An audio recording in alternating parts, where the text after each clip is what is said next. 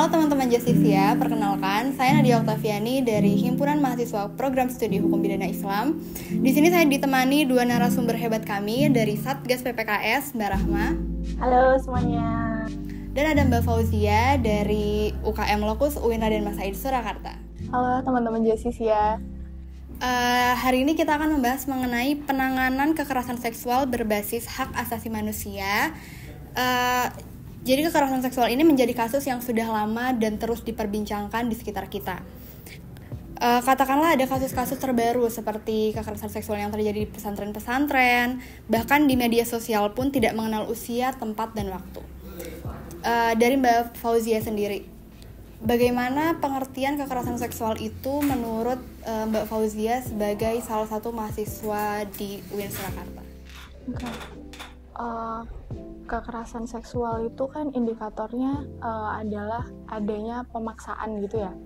Dan kalau kita merujuk ke PPKS, itu ada 21 bentuk kekerasan seksual. Tapi yang umum kita terima di lingkungan kampus itu biasanya ya catcalling, terus kemudian chat ataupun konten yang ada unsur sensualnya gitu. Itu sih biasanya. Kalau dari Mbak Rahma sendiri gimana tuh pengertian dari kekerasan seksual sendiri? Sedangkan mungkin Mbak Rahma udah punya pengalaman yang cukup banyak sebagai Satgas KKS sendiri. Sebenarnya secara umum sama ya Mbak ya, bahwasanya kekerasan itu adalah tindakan yang dilakukan di mana tindakan itu tidak diinginkan oleh seseorang. Nah, jadi memang tindakan ini merupakan tindakan bisa saja merendahkan, kemudian menghina, kemudian menyerang, ataupun perbuatan lainnya yang itu tidak diinginkan oleh salah satu pihak.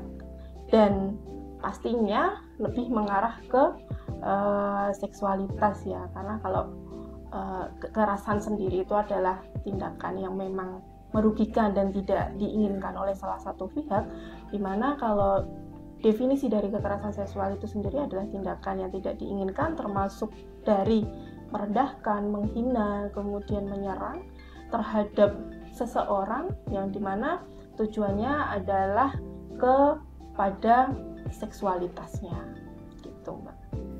Kemudian Mbak Fauzia, dari pengertian kekerasan seksual tadi, bentuk-bentuk kekerasan seksual itu tuh seperti apa dan apakah ada batasan tersendiri dari kekerasan seksual itu?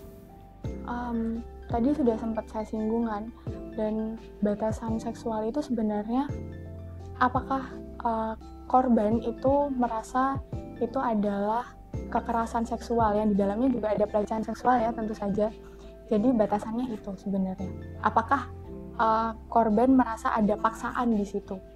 Berarti kalau misalkan korban tidak merasa bahwasanya ia dilecehkan, padahal pelaku bermaksud untuk melecehkan, berarti itu tidak termasuk pelecehan seksual ya?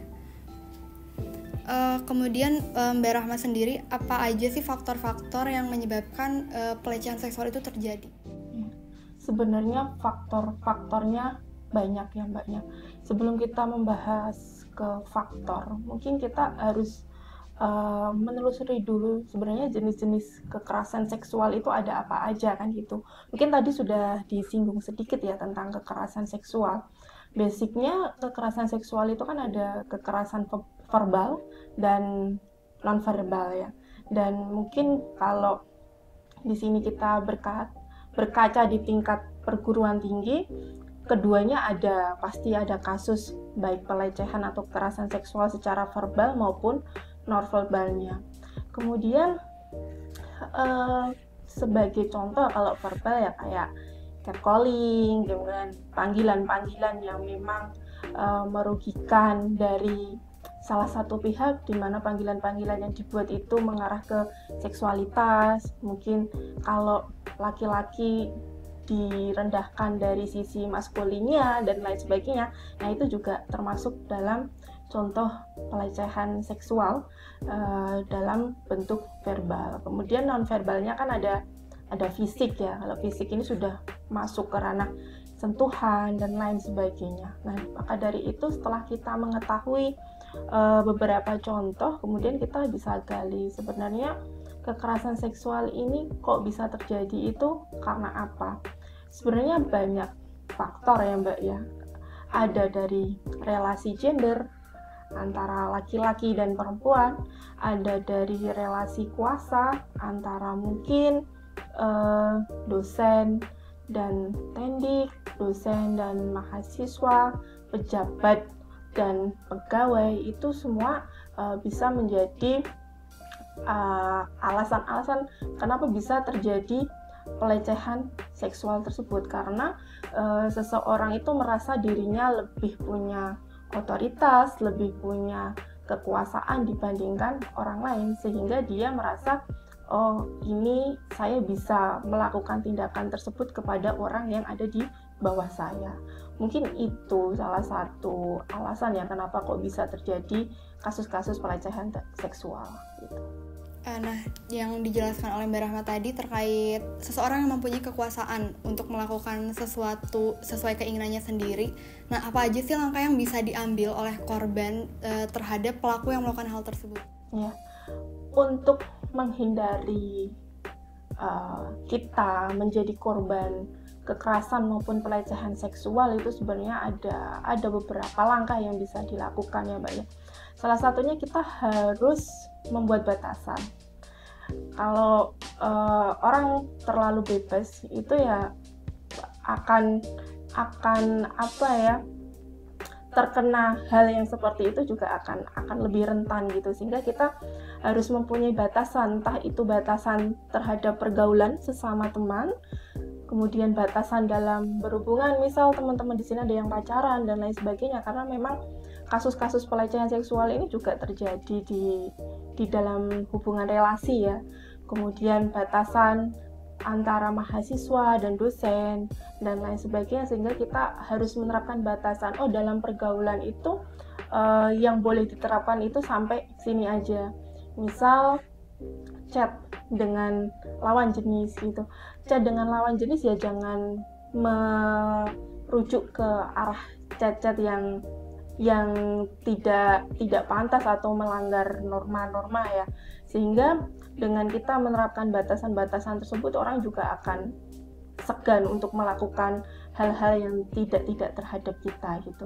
Kemudian yang kedua juga kita harus mulai menanamkan bagaimana adanya kesetaraan antar pergaulan, misal pergaulan antara laki-laki dan perempuan, di mana di budaya kita yang patriarki ini ya Mbak ya, laki-laki itu dianggap lebih tinggi posisinya daripada perempuan, sehingga banyak yang menyalahartikan perempuan mau diapakan pun ya dia akan manut-manut aja kan, seperti itu. Maka butuh di literasi bahwasanya selain batasan tadi yang harus diterapkan, maka harus dirubah ini cara pandang di masyarakat kita ya tentang budaya patriarki ini. Sebenarnya memang ada kesetaraan gender ini di dalam menuntut ilmu, antara laki-laki dan perempuan itu punya peran yang sama, kemudian punya hak yang sama, kewajiban pun juga sama, seperti itu Mbak. Kalau dari Mbak Fauzia sendiri nih, kita kan sebagai mahasiswa kadang kalau misalkan di lingkungan kampus atau mungkin saat pulang dari kampus kan suka ada aja tuh yang goda-godain. Nah, apa sih langkah yang bisa kita ambil sebagai mahasiswa agar terhindar sebagai korban kekerasan seksual? Kalau untuk terhindar ya tadi kan sudah sempat dijelaskan juga ya sama Mbak Rahma. Cuman mungkin kalau kita menjadi korban, misalkan ada yang catcalling, yang kita lakukan pertama kali kalau kita bisa untuk mengkonfrontasi orangnya, monggo silahkan. Tapi kalau misalkan kita dirasa tidak mampu untuk melakukan konfrontasi, kita bisa meminta bantuan kepada orang lain. Itu sih. Mbak Rahma, kan Mbak sebagai salah satu satgas dari PPKS. Nah, sejauh mana sih peran PPKS ini dalam mendampingi korban maupun pelaku kekerasan seksual? Iya. Mungkin sebelumnya saya mau ceritakan sedikit ya tentang Satgas PPKS di UIN Raden Mas Said ini. Jadi teman-teman, Satgas ini kan berdiri pada tahun ini ya, dan tahun sebelumnya itu namanya ULT atau yang biasa dikenal Unit Layanan Terpadu. Jadi unit layanan terpadu ini memang berperan untuk PPKS, yaitu pencegahan dan penanganan kekerasan seksual, di mana program-program kegiatan yang dilakukan oleh ULT ini ya untuk bagaimana mensosialisasikan ke teman-teman atau warga UIN Raden Mas Said Surakarta, karena saat kita sosialisasi itu ternyata menemukan fakta-fakta unik, Mbak.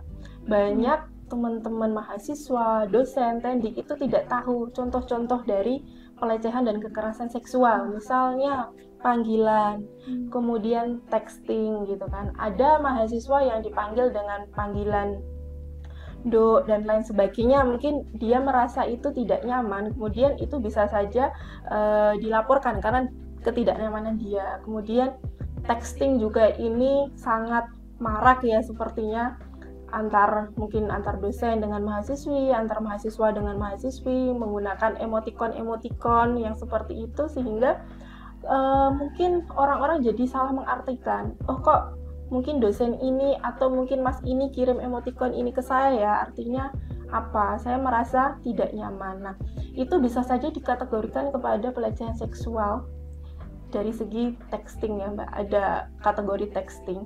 Nah, di situ kalau orang yang mengirimkan emotikon, orang yang mengirimkan panggilan-panggilan seperti itu, Nduk, Cah Ayu kayak gitu kan, padahal mungkin untuk saya itu sayang sama kamu, menghormati kamu sebagai anak saya gitu. Tapi kan orang yang menerimanya itu bisa salah arti, dia bisa mengkategorikan itu sebagai pelecehan, di mana orang yang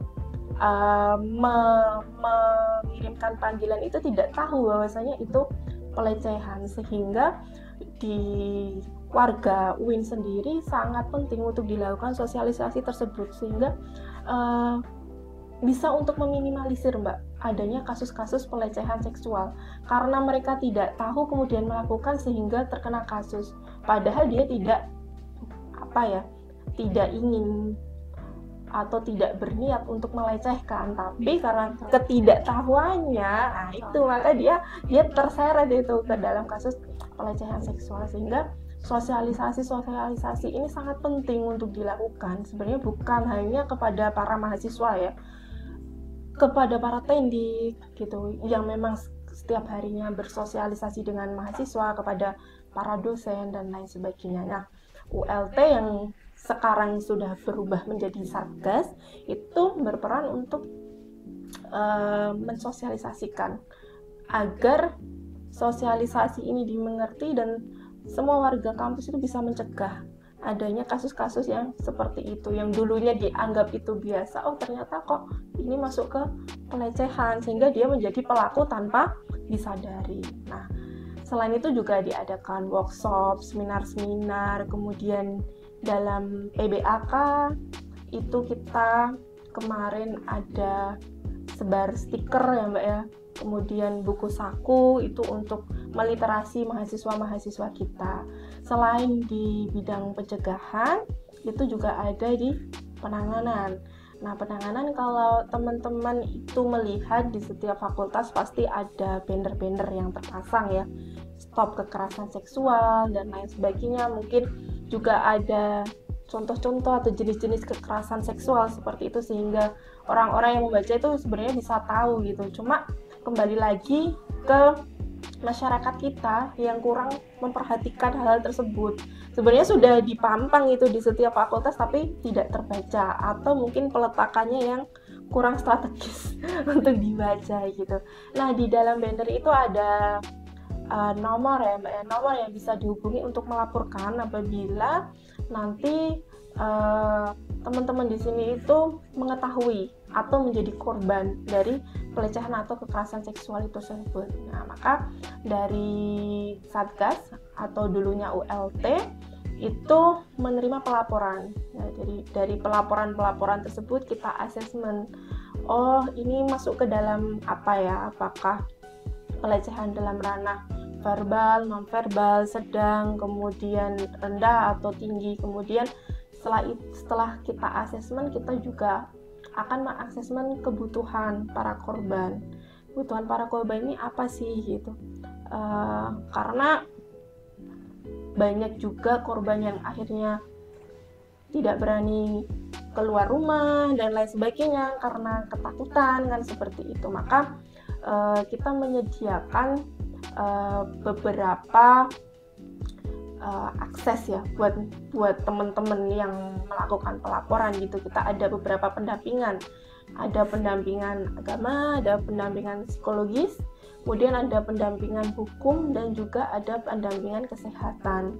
Di mana pendampingan itu istilahnya setelah asesmen kita rujuk, karena kita bekerja sama dengan beberapa lembaga untuk merujuknya. Contohnya untuk kesehatan kita rujuk ke klinik Ashifa, kemudian untuk bimbingan konseling mungkin ya butuh konseling, itu kita juga rujuk ke lab FUD yang ada di FUD gitu, sehingga kita bekerja tidak sendiri. Akan tetapi pada saat menerima semua laporan dan lain sebagainya, dan dalam sistem rujukan itu memang kita ada kode etiknya Mbak, sehingga kita tidak akan menyebarkan identitas dari korban maupun dari pelakunya, karena memang perhatian kita itu ada di korbannya. Kadang korbannya itu tidak mau sampai kasus itu keluar, sehingga dia juga menerima sanksi sosial ya.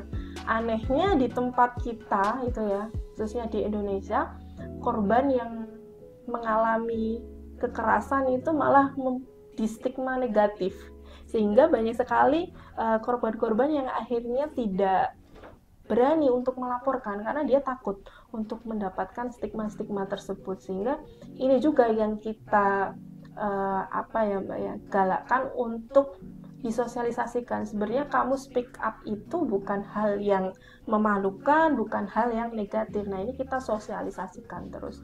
Mungkin itu Mbak gambaran umum yang dilakukan ULT sampai Satgas dari ULT sendiri itu tahun 2021 ya sampai sekarang ini. Berarti dari Satgas sendiri tuh sudah melakukan beberapa upaya, terutama untuk korbannya sendiri, untuk mau speak up terkait hal yang terjadi pada korban. Mungkin buat Mbak Fauzia sendiri, kan kita sebagai Gen Z ya, mungkin yang memainkan media sosial, kan terkadang di media sosial sendiri tuh ada beberapa orang yang melakukan kekerasan seksual yang tanpa disadari orang-orang. Nah, gimana sih supaya kita tuh terhindar dari hal-hal tersebut, Mbak? Kalau terhindar itu karena media sosial ya, itu kan sulit ya sebenarnya, sulit untuk menghindari hal tersebut. Tapi yang jelas ketika kita mendapat itu, kita tahu bagaimana langkah apa yang harus kita ambil. Kemudian kayak misalkan kita biasanya itu sekarang yang video call, kemudian menunjukkan alat kelaminnya, kemudian nanti di-record dan diancam. Nah, seperti itu tuh apa yang harus kita lakukan misalkan. Jadi kalau kita misalkan mendapatkan perlakuan seperti itu, kita bisa ke LBH setempat misalkan seperti itu. Jadi lebih ke informasi yang didapat itu harusnya bisa lebih banyak untuk menanggulangi hal-hal tersebut sih. Karena kalau untuk menghindari itu agak sulit ya kalau untuk media sosial tuh menurut saya sih gitu. Tapi ada satu hal menarik nih yang tadi Mbak Rahma sempat sampaikan. Jadi cara kerja ULT itu menunggu bola gitu ya Mbak. Jadi menunggu ada pelaporan baru kemudian ditindaklanjuti, atau sebenarnya ULT juga atau sekarang Satgas PPKS itu juga melakukan upaya menjemput bola lah istilahnya gitu. Itu gimana Mbak? Kalau di ULT atau Satgas sendiri sebenarnya berapa upaya kita untuk para korban itu mau speak up atau para orang-orang di luar sana itu mau melaporkan, ya salah satunya ada dengan memasang banner-banner tersebut dengan kita cantumkan nomor kontak yang bisa dihubungi. Dengan begitu mereka dapat akses yang lebih mudah ya Mbak ya, karena kita juga nggak bisa tahu di mana sih ada pelecehan itu, di mana, sekitar mana, kita juga tidak bisa mengidentifikasi satu persatu. Maka di setiap gedung lembaga, di setiap fakultas itu kita kasih banner. Itu tujuannya untuk apa? Untuk mempermudah akses teman-teman yang tahu untuk segera bisa dilaporkan. Itu bisa dilaporkan karena dengan kalau teman-teman itu bukan korban, akan tetapi tahu akan adanya tindak kekerasan seksual dan itu diam saja. Nah, seperti itu jenengan itu juga sudah termasuk ke dalam pelaku karena memang kamu itu membiarkan saja gitu loh.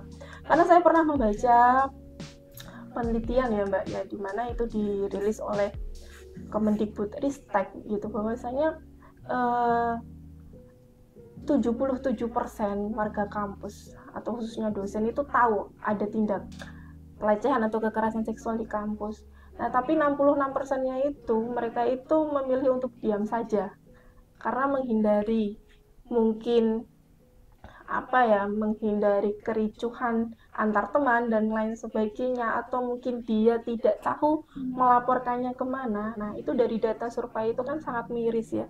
Dari 77 yang tahu, 66%-nya itu memilih untuk diam saja, nggak mau speak up gitu. Berarti kan dia juga termasuk sebagai pelaku. Gitu. Oke, jadi udah banyak banget yang kita bahas di episode kali ini. Mungkin terakhir dari Mbak Fauzia dulu, ada pesan apa buat teman-teman Justisia supaya kita tuh terhindar dari yang namanya kekerasan sosial baik di lingkungan kampus maupun di lingkungan sekitar kita. Oke, untuk teman-teman Justisia, kita harus merapatkan barisan ya. Kita tuh harus kompak, karena kalau kita nggak aware dengan sekeliling kita ya, kekerasan seksual ya akan terus ada gitu. Dan harapannya juga untuk kampus sendiri, semoga kasus-kasus kekerasan seksual itu bisa ditangani dengan bijak dan diselesaikan dengan baik. Kemudian saya rasa kampus yang baik itu tidak membiarkan dan menutupi kasus-kasus kekerasan seksual, tapi lebih kepada memberikan kita bukti nyata bahwa kampus itu berpihak pada keadilan gitu. Mungkin dari Mbak Rahma sendiri. Ya, sebenarnya mirip ya Mbak ya. Kita kembali lagi tadi harus mempunyai batasan dengan siapapun dalam pergaulan. Dan yang kedua, kita harus aware terhadap lingkungan sekitar kita, karena kekerasan atau pelecehan ini bisa terjadi dimanapun gitu kan, bisa terjadi di dalam kampus, bisa terjadi di lingkungan sekitar kampus, dan jenisnya itu bermacam-macam. Jadi kalau memang teman-teman mengetahui hal tersebut, itu lebih baik segera dilaporkan kepada Satgas agar nanti Satgas itu bisa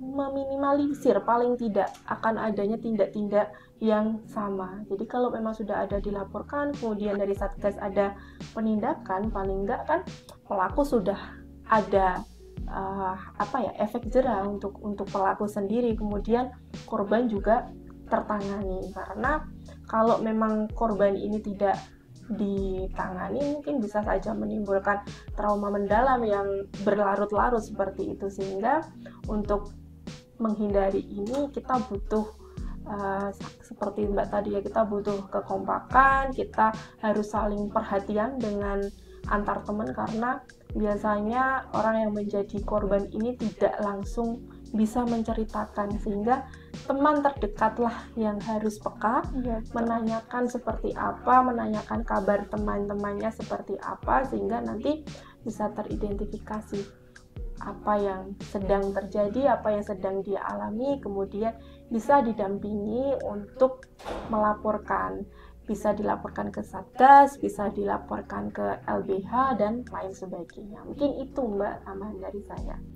Oke, jadi mungkin itu beberapa ilmu yang sangat bermanfaat buat kita semua. Terima kasih Mbak Rahma, terima kasih Mbak Fauzia atas ilmu yang bermanfaat. Semoga kedepannya teman-teman kita semua bisa terhindar dari kekerasan seksual. Amin. Semoga ya kasus-kasus serupa itu sudah mulai turun, dan kalau bisa ya jangan sampai ada lagi kasus-kasus serupa di kampus kita tercinta ini ya. Dan teman-teman Justisia jangan lupa juga baca Permendikbud ya Mbak ya, karena di situ ada kategori-kategori yang masuk ke dalam kekerasan seksual gitu. Mungkin selain Permendikbud, teman-teman bisa baca KMA nomor 73. Itu kalau Permendikbud itu kan memang untuk perguruan tinggi di bawah Kemendikbud. Kemudian kalau kita di bawah Kemenak itu bisa ditambahkan dengan KMA nomor 73. Teman-teman bisa baca di situ. Itu Mbak. Oke, terima kasih Mbak Rahma, Mbak Fauzia. Sekian dari kita teman-teman, semoga kita bisa ketemu lagi di episode selanjutnya.